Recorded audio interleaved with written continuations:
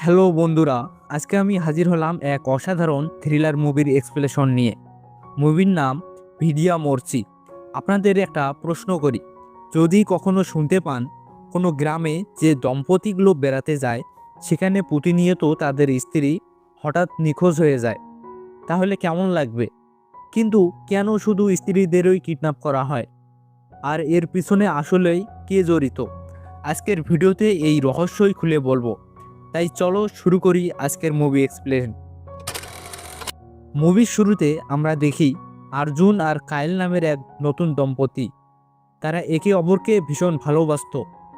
বিয়ের সময় অর্জুন কায়েলকে প্রতিশ্রুতি দিয়েছিল সবসময় পাশে থাকবে, সবসময় খেয়াল রাখবে। কিন্তু সময়ের সাথে সাথে সেই প্রতিশ্রুতিতে ফাটল ধরে। অর্জুন তার কাজের চাপে কায়েলকে সময় দিতে পারছিল না। একদিন বড় এক দুর্ঘটনা ঘটে। কায়েল সিঁড়ি থেকে পড়ে যায়, তার গর্ভে থাকা সন্তান মারা যায়। ডাক্তার বলে দেয় কায়েল আর কখনো মা হতে পারবে না। এরপর থেকেই তাদের সম্পর্কের মধ্যে দূরত্ব তৈরি হয়। কায়েল ভেবেছিল অর্জুন আর তাকে ভালোবাসে না, তাই সে ডিভোর্স করার সিদ্ধান্ত নেয়। এমনকি জানিয়ে দেয় সে নাকি এখন অন্য একজনের সাথে সম্পর্কে জড়িয়েছে। অর্জুন এসব মানতে পারছিল না। সে চেষ্টা করে কায়েলকে বোঝাতে, কিন্তু কায়েল শোনে না। এবার গল্প চলে যায় 12 বছর আগের এক ফ্ল্যাশব্যাকে। তখন অর্জুন প্রথম কায়েলকে দেখে প্রেমে পড়ে যায়।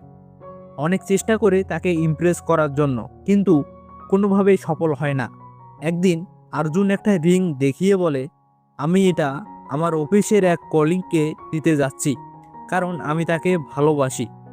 এই কথায় কায়েল হিংসে ফিল করে। রাতে অর্জুনকে ফোন দিয়ে নিজের মনের কথা জানায়। তখন অর্জুন হেসে বলে, এই রিংটা আসলে তোমার জন্যই ছিল। আমি শুধু দেখতে চেয়েছিলাম তুমি সত্যিই আমায় ভালোবাসো কিনা। এভাবেই শুরু হয় তাদের প্রেমের গল্প। এবার গল্প আবার বর্তমান সময়ে। অর্জুন কায়েলকে তার বাবার বাড়িতে পৌঁছে দিতে যাচ্ছিল। তখন একটা গাড়িতে তাদের সামনে চলে আসে, আর অল্প একটুর জন্যই তাদের গাড়িটা অ্যাক্সিডেন্টের হাত থেকে বেঁচে যায়।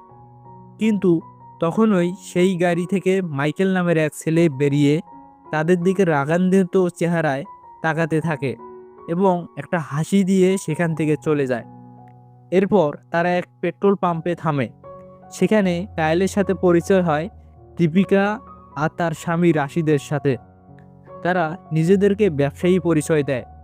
হঠাৎ কায়েল অসুস্থ হয়ে পড়ে, আর ঠিক তখনই তাদের গাড়ি নষ্ট হয়ে যায়। অর্জুন বুঝতে পারে মাইকেলই হয়তো গাড়িতে নাশকতা করেছে।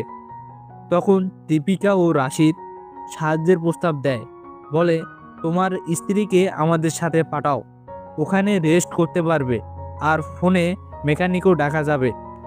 অর্জুন প্রথমে রাজি হয় না, কিন্তু কায়েল জোর দিলে বাধ্য হয় রাজি হয়। অর্জুন কিছুক্ষণের মধ্যে গাড়ি ঠিক করে ফেলে এবং ছুটে যায় বারের দিকে, কিন্তু সেখানে কায়েল নেই। বারের মালিক শ্যাম বলে এমন কেউ এখানে আসেনি। তখন অর্জুন অনেক চিন্তায় পড়ে যায় এবং সে ওই ক্যাফেতে থাকা সকল কাস্টমারকে তার ওয়াইফের ব্যাপারে জিজ্ঞেস করলেও তারা ঠিক একই উত্তর দিতে থাকে। তখন অর্জুন এইবার সিসিটিভি ক্যামেরা ফুটেজ দেখতে চাইলে শ্যাম জানায় কয়েক মাস ধরেই তাদের ক্যামেরা নষ্ট হয়ে রয়েছে, তাই তাদের কাছে কোনো ফুটেজ নেই। এই কথা শুনে কায়েলকে নিয়ে অর্জুনের আরও অনেক চিন্তা হতে থাকে এবং আর কোনো উপায় না পেয়ে সে দ্রুত গাড়ি নিয়ে ওই রাস্তা দিয়ে সামনে আগাতে থাকে। এভাবে সামনে আগাতে আগাতে সে কিছু দূরেই রাশিদের সেই ট্রাকটা দেখতে পায়। দ্রুত ওই ট্রাকের পিছু শুরু করে। এভাবে অনেক চেষ্টার পরে সে ট্রাকটার কাছাকাছি এসে পৌঁছায়, কিন্তু এখানে দেখা যায় রাশিদ তাকে দেখেই ট্রাকের গতি আরও বাড়িয়ে দেয়। এর ফলে অর্জুনের চিন্তা আরও বেশি বেড়ে যায় যে রাশিদ হয়তো তার স্ত্রীর সাথে কিছু একটা করেছে, যার ফলে অর্জুন গতি বাড়িয়ে দিয়ে রাশিদের গাড়ির সামনে এসে গাড়ি ব্রেক করে। কিন্তু এবার ঘটে এক অন্য রকম ঘটনা। রাশিদ ট্রাক থেকে নেমে এমন আচরণ করে সে যেন অর্জুনকে চেনেই না। তখন অর্জুন বলে যে কিছুক্ষণ আগেই তো তোমাদের সাথে আমার স্ত্রীকে এই গাড়িতে পাঠিয়েছি, তখন রাশিদ তাকে বলে, আমি তো তোমাকে এই প্রথম দেখলাম, দেখো আমার গাড়িতে কোনো মেয়ে মানুষই নেই।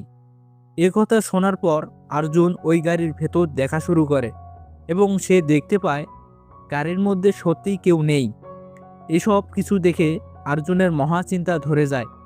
সে বুঝে উঠতে পারছিল না যে কেন রাশিদ এমন আচরণ করছে, যার ফলে তার মাথা প্রচণ্ড গরম হয়ে গিয়ে সে রাশিদকে মারতে বাধ্য হয়। তবে ঠিক তখনই সেখানে একটা পুলিশের গাড়ি এসে থামে। তখন উইলিয়াম নামের এক পুলিশ এসে তাদের দুজনকে থামিয়ে দেয়।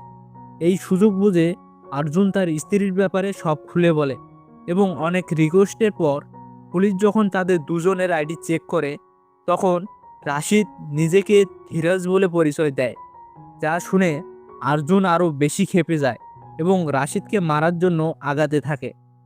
তখন পুলিশ তাদের দুজনকে শান্ত থাকতে বলে এবং কোনো প্রমাণ না পাওয়ায় সে রাশিদকে ছেড়ে দেয়। এর পাশাপাশি পুলিশ অর্জুনকে থানায় গিয়ে তার স্ত্রীর ব্যাপারে নিখোঁজ হওয়ার অভিযোগ করতে বলে। এবার তার কথা মতো অর্জুন থানায় জিডি করতে গেলে মজিদ নামের এক অফিসার বলে যে, তোমার স্ত্রী যদি 24 ঘন্টার মধ্যে ফিরে না আসে তাহলে আমরা কেবল অ্যাকশন শুরু করব।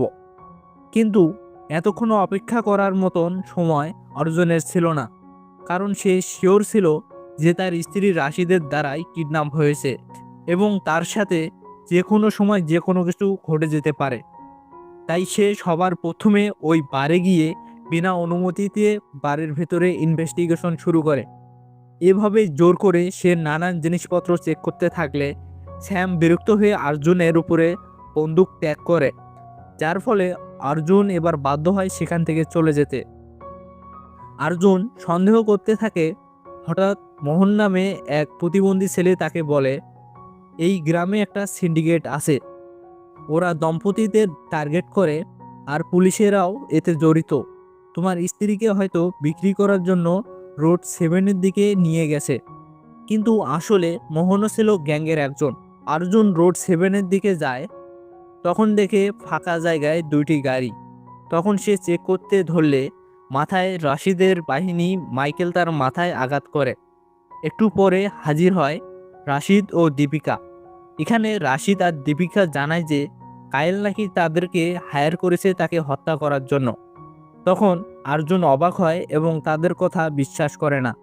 সে জানতো যে কায়েল এরকম জঘন্য কাজ করতে পারে না। এবার প্রকাশ পায় আসল সত্যি। দীপিকা আর রাশিদ আসলে একজন সিরিয়াল কিলার দম্পতি। তারা মানসিক হাসপাতালে ছিল আগে। দীপিকা সাইকোপ্যাথ, রাগ উঠলেই মানুষ হত্যা করত। রাশিদ তাকে সেখান থেকে পালাতে সাহায্য করে। এরপর তারা একসাথে মিলে ব্যবসা শুরু করে। এরপরে সিন চলে আসে প্রেজেন্টে। রাশিদ অর্জুনকে অফার দেয়, তুমি যদি প্রাণ বাঁচাতে চাও তাহলে তোমার অ্যাকাউন্টে থাকা 8 কোটি টাকা এনে দাও, না হলে তোমার স্ত্রীকে মেরে ফেলবো। অর্জুনের সন্দেহ হয় তার অ্যাকাউন্টে কত টাকা আছে সে ছাড়া কেউ জানতো না। তারা অনেক আগে থেকেই তাকে ফলো করছিল। এরপর রাশিদের দেখানো ব্যাংক থেকে অর্জুন 45 মিনিটের মধ্যে টাকা তুলে নিয়ে আসে। মাইকেল টাকা নিতে আসে। অর্জুন তার স্ত্রীর খোঁজ জানতে চাইলে বলে না। তখনই অর্জুনের সাথে টাকা নিয়ে ধস্তাধস্তি হয়। তখন দেখা যায় এক ঘরের মধ্যে বাধা রয়েছে। দীপিকা তাকে বলে যে তোমার স্বামী তো তোমাকে ভীষণ ঘৃণা করে, তাই আমাদের টাকা দিয়েছে তোমাকে হত্যা করার জন্য। তোমার সাথে আমার ভালো সম্পর্ক, আমি চাই তোমাকে একটা সুযোগ দিতে। তোমার নতুন বয়ফ্রেন্ডের কাছ থেকে 10 কোটি টাকা দিয়ে দাও, তাহলে তোমাকে আমি ছাড়ব। কায়েল মনে মনে চিন্তা করে অর্জুন কখনো এরকম জঘন্য কাজ করতে পারে না। তারা এভাবে কাপলদের স্ত্রী কিডন্যাপ করে, তাদের মুখ সার্জারি করে বিদেশে পতিতা হিসেবে বিক্রি করে দেয়। এটাই ছিল গ্রামের আসল রহস্য। এইদিকে অর্জুন একা একাই তাদের পিছু নিতে থাকে। সে বারবার পুলিশের কাছে যায়, কিন্তু পুলিশও এই সিন্ডিকেটের সাথে জড়িত। শেষমেশ অর্জুন নিজের বুদ্ধি আর সাহস দিয়ে গ্যাংয়ের আস্তানায় পৌঁছে যায়। সেখানে শুরু হয় এক মহা ফাইটিং সিন। অর্জুন একাই মাইকেল, দীপিকা আর রাশিদের সাথে লড়াই করে। দীপিকা এসিডে পড়ে ভয়ঙ্করভাবে মারা যায়। রাশিদ মেশিনে আটকে গিয়ে শেষ হয়, কিন্তু তখনও অর্জুন তার স্ত্রীকে খুঁজে পায় না।